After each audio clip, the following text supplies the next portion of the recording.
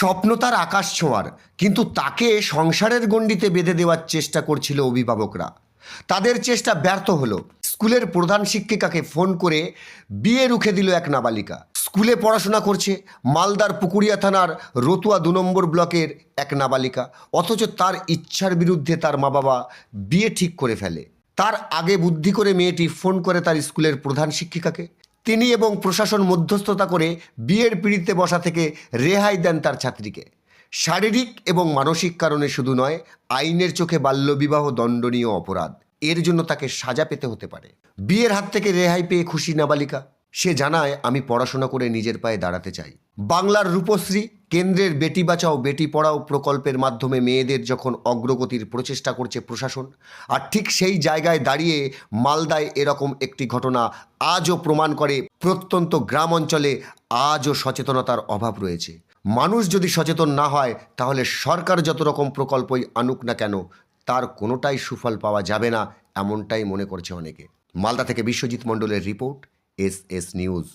বিয়ে করতে চাই না, তো এই জন্য আমি ম্যামের কাছে এসেছিলাম। এটা আমার পড়ার শখ আছে অনেক, সেই জন্য ম্যামের কাছে সাহায্য চেয়েছিলাম। ম্যাম সাহায্য করেছে অনেক ভালো। আর এরকম যদি কারো এরকম হয়, তো সবাই নিজের কোনো ম্যামকে বা স্যারকে জানাবে, তাহলে পরে তোমরাও সাহায্য পাবে অনেক। আর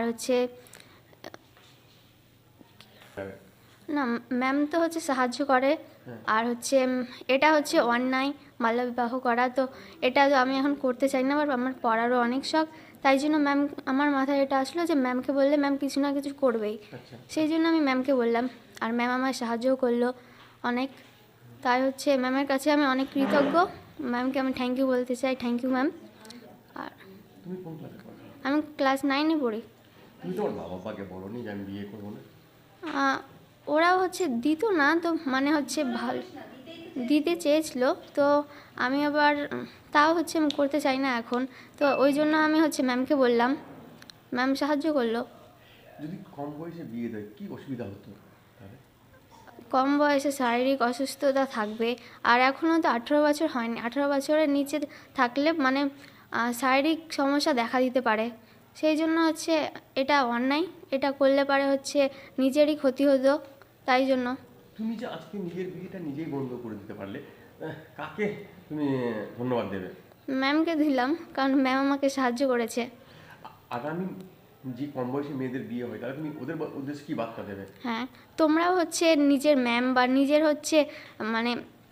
বিশ্বাসী কোনো ম্যাম বা স্যারকে ওটা বলবে, তাহলে পরে ম্যাম বা স্যার তোমাদের নিশ্চয়ই সাহায্য করবে।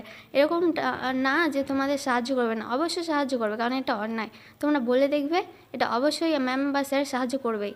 আর ম্যাম বা স্যারকে বললে ম্যাম বা স্যার পুলিশ বা প্রশাসনকে জানিয়ে যেরকম করে হোক বিয়েটা আটকাবেই।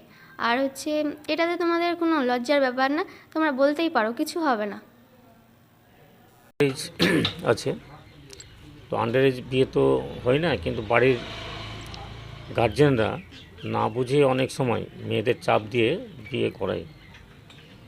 কিন্তু এখানে আমাদের হেডমিস্ট্রেস মহাশয় জানার পর পুলিশ ইনফরমেশন করে, পুলিশ গিয়ে বিয়েটা বন্ধ করে, এবং তার বাবা বা তার গার্জেনরা একটা মুচ লিখে দেয় যে তার এজ না হওয়া পর্যন্ত আর বিয়ে দেবে না। তো এইরকম যে হেডমিস্ট্রেস এতটা উদ্যোগ নিয়েছে, একে আমরা অনেক অনেক ধন্যবাদ জানাচ্ছি, যে এরকম হেডমিস্ট্রেস আরও যেন সারা পশ্চিমবঙ্গে থাকে। তারা এই ধরনের উদ্যোগ যেন নেয়, তবে আন্ডার এজটা আটকানো সম্ভব হবে। ধন্যবাদ।